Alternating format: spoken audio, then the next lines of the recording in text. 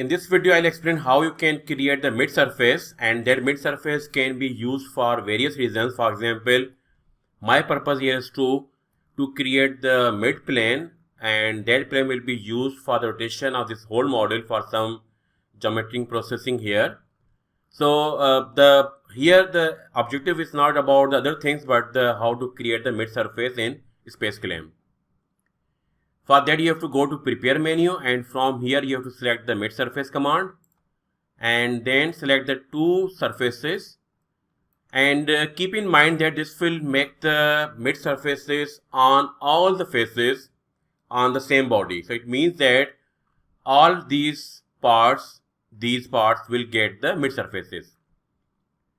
And also you can use this option, that is the group mid surfaces. So I will show you that what does it mean.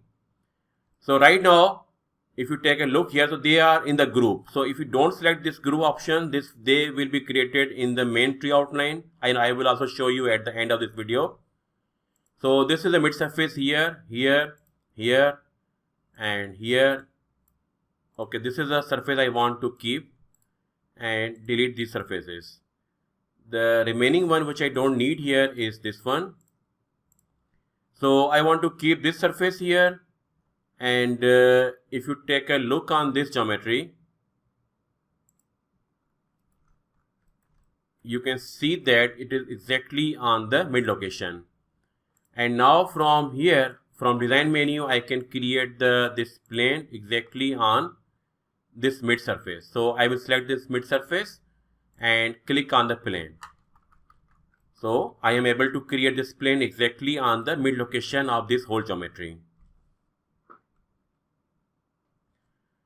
And the second thing is that if you want to create if you don't want to make them groups, so I will show you also this thing. So I'm just undoing everything. So again, I will choose two surfaces, and this time I will uncheck the option for the group mid surfaces and click on the this green tick mark. And you can see they are not in the group, but they are just in the same tree outline where we have these all solid bodies. This is the difference between these two things.